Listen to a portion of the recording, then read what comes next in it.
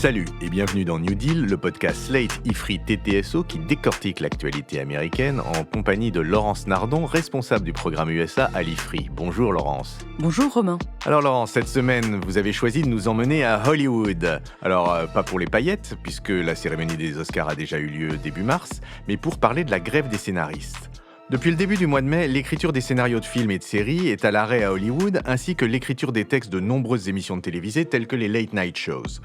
C'est un mouvement social vraiment important et il introduit dans le monde du cinéma à la fois des revendications habituelles du syndicalisme américain, mais aussi les défis vertigineux liés à l'apparition des nouvelles technologies et en particulier de ChatGPT. Alors Laurence, que se passe-t-il sur Sunset Boulevard ? Eh bien oui, comme vous le dites Romain, une grève a commencé le 2 mai dernier, celle des 11 500 membres de la Writers Guild of America, WGA. C'est une guilde des écrivains qui a été fondée en 1933. C'est le syndicat unique pour tous les scénaristes, alors de films et de séries, vous l'avez dit, ainsi que pour les sketchs qui sont préparés pour les animateurs de ces fameux late night shows.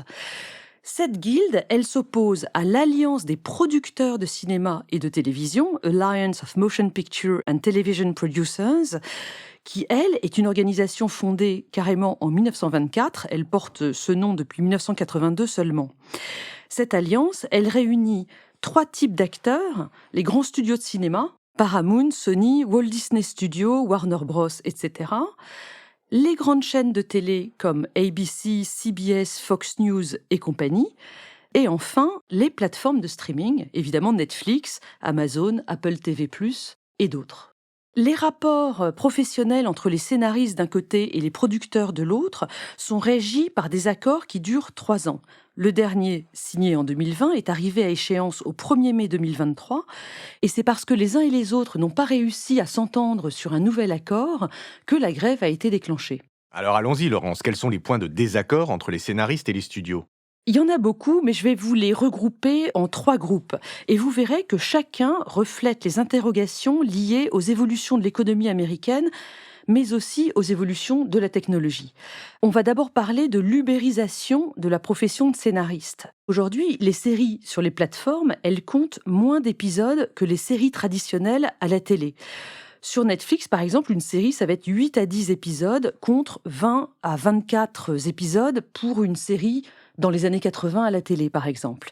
Et comme les scénaristes sont payés à la pièce, eh bien, les studios les font travailler quelques mois pour développer une série, et puis ensuite, le contrat s'interrompt. Les scénaristes sont donc dans une précarité professionnelle. Ils sont dans ce qu'on appelle l'économie des petits boulots, la gig economy. Les scénaristes réclament donc non seulement une hausse du salaire minimum qui concerne de plus en plus d'entre eux, mais aussi des contrats plus longs et plus stables. Et puis, par ailleurs, ils veulent aussi être payés pour toutes les réécritures qui interviennent dans la vie d'un texte, d'un scénario, aussi bien au début, lorsqu'il s'agit de faire accepter le script par les studios ou par les acteurs, mais aussi pendant le tournage. Il y a des réécritures tous les jours, et actuellement, tout ça, ça n'est pas rémunéré. Donc il y a une diminution du nombre d'épisodes par série, vous venez de le dire, mais est-ce que c'est le seul bouleversement qu'ont amené les plateformes de streaming ? Il y a un autre énorme problème lié aux plateformes de streaming, c'est celui des residuals. Alors ce mot, qu'est-ce que ça veut dire ? Ce sont les droits d'auteur additionnels, les royalties que touchent les auteurs lors des rediffusions de leurs séries. Or, ce qu'il faut savoir, c'est que les plateformes de streaming exploitent un catalogue de séries récentes ou anciennes, non seulement aux États-Unis, mais aussi à l'international. Et ces épisodes, ils sont disponibles pendant des mois, voire des années. Des séries anciennes, par exemple Seinfeld sur Netflix en ce moment, sont vues littéralement par des millions de téléspectateurs dans le monde. Et ils ont bien raison parce que Seinfeld est la meilleure chose qui ait jamais été produite par Hollywood. Ah, ça, je suis tout à fait d'accord avec vous, Romain. Mais ce qui est important pour notre sujet aujourd'hui, c'est que les plateformes ne sont pas tenues de donner leurs chiffres d'audience à l'international. Et du coup, les auteurs ne sont quasiment pas payés pour leur travail. Ils réclament donc une évolution de la prise en compte de ces diffusions pour être rémunérés de manière plus juste. Ça, c'est pour la partie bouleversement lié aux plateformes, mais il y a aussi une partie bouleversement liée à l'évolution de la technologie, et en particulier de l'intelligence artificielle, ChatGPT, etc. Comment est-ce que ça impacte spécifiquement les scénaristes ? Ces dernières années, on voyait déjà les acteurs exprimer leur crainte de voir leur visage et leurs mouvements et leur voix copiés et utilisés sans leur accord et sans qu'ils soient payés. Mais là, en effet, ce sont les scénaristes qui craignent aujourd'hui d'être remplacés par ces logiciels d'écriture de plus en plus efficaces. ChatGPT, dans des versions 4 ou 5, 6, 7 à venir, pourrait à la fois inventer de nouvelles histoires correspondant parfaitement au goût du public, mais elle pourrait aussi imiter le style d'un auteur particulier. La Guilde des écrivains américains fait donc plusieurs propositions concernant ces logiciels d'écriture. Elle veut d'abord imposer un nombre minimum de scénaristes pour chaque projet, ce qui serait un premier moyen d'éviter le recours à des logiciels pour faire le même travail. Elle veut aussi qu'on adopte une réglementation pour l'utilisation de ces logiciels d'écriture. Notamment, il demande qu'aucune scène ne soit rédigée ou corrigée par un logiciel. Il demande aussi qu'on ne forme pas ces logiciels avec de l'intelligence artificielle au style d'un auteur en lui faisant lire tous ses textes. Et les studios par rapport à ça, qu'est-ce qu'ils disent? Pour l'instant, les studios n'ont pas du tout répondu sur ces points et on ne sait pas comment les règles vont se mettre en place concernant donc l'utilisation des logiciels d'écriture à Hollywood. Or, c'est extrêmement important parce que l'accord qui sera trouvé, quel qu'il soit, fera certainement date dans l'histoire de l'utilisation des logiciels d'écriture dans les professions de créateurs et d'artistes. Ça fera sans doute jurisprudence, donc il faut vraiment surveiller ce qui va se passer. Oui, effectivement, c'est un enjeu totalement fondamental. Mais revenons sur l'actualité. La grève dure depuis plus d'une semaine. Quelles en sont les conséquences? Il y a déjà une conséquence pour les téléspectateurs américains. Les late night shows dont on parlait tout à l'heure, celui de Stephen Colbert ou de Jimmy Fallon, entre autres, sont déjà à l'arrêt parce qu'il n'y a plus de texte neuf, donc ils font des rediffusions depuis une semaine. Les conséquences pour l'économie, elles sont très importantes aussi. Le secteur du cinéma et de la télé en Californie, c'est 700 000 emplois directs. Toutes ces personnes se retrouvent donc au chômage technique et puis, évidemment, ça va toucher toute l'économie par capillarité. La dernière grève des scénaristes importante, elle s'est déroulée en 2007 et elle avait duré 3 mois.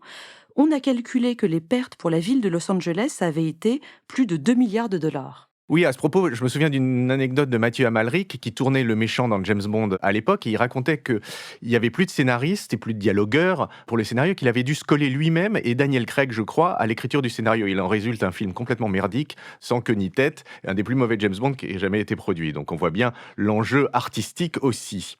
Je referme cette parenthèse pour vous demander, est-ce qu'on voit une voie de sortie sur la crise actuelle? Pour l'instant, aucune discussion n'est prévue, donc tout est absolument bloqué, en soulignant que les autres professions du cinéma, les metteurs en scène, les acteurs, mais aussi les éclairagistes et jusqu'aux chauffeurs de camions qui transportent le matériel pour les tournages, tous sont solidaires des scénaristes.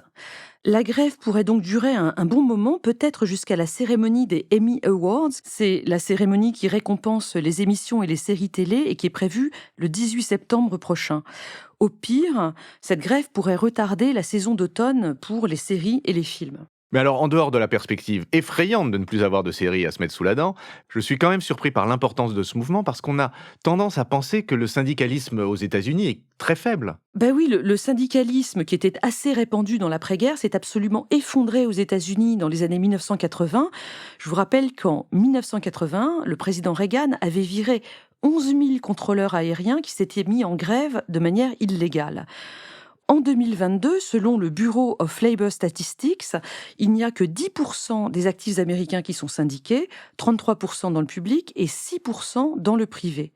Ces chiffres, ils sont vraiment au plus bas, mais ce qui est intéressant, c'est qu'on assiste peut-être aujourd'hui à un renouveau, parce que les jeunes générations américaines sont assez politisées et assez disposées à se syndiquer. Le défi, c'est de construire un syndicalisme dans le tertiaire privé, où il est extrêmement faible, comme par exemple dans la restauration, le commerce de détail, les services de ménage ou de livraison. Oui, on revient sur le sujet de l'ubérisation ici. Absolument, c'est des professions où les employés sont seuls et donc très fragilisés. Mais justement, je voudrais prendre un autre exemple, celui de Starbucks. Un premier établissement de la chaîne s'est syndiqué par référendum en août 2021 à Buffalo, c'est dans l'État de New York. Et depuis, environ 250 boutiques Starbucks ont monté leur syndicat. Pour mettre ça en perspective, il faut préciser qu'il y a plus de 15 000 établissements Starbucks aux États-Unis, donc 250 syndiqués, c'est vraiment très très peu. Et la compagnie mène un combat permanent pour entraver la syndicalisation de ses employés. Elle leur accorde moins d'avantages quand ils sont syndiqués. Elle mène procès sur procès. Enfin bon, la bataille n'est pas gagnée. Eh bien, merci Laurence. Nous retiendrons de ce podcast, outre ce dernier point intéressant sur le syndicalisme, le fait que nous n'allons plus avoir de série et que donc nous allons recommencer à devoir faire l'amour. Je laisse nos auditeurs méditer sur le fait que ce soit une bonne ou une mauvaise surprise et je vous dis à la semaine prochaine, Laurence. Merci Romain, à la semaine prochaine. New Deal chaque semaine sur Slate, TTSO, Lifree et sur vos plateformes de podcast préférées.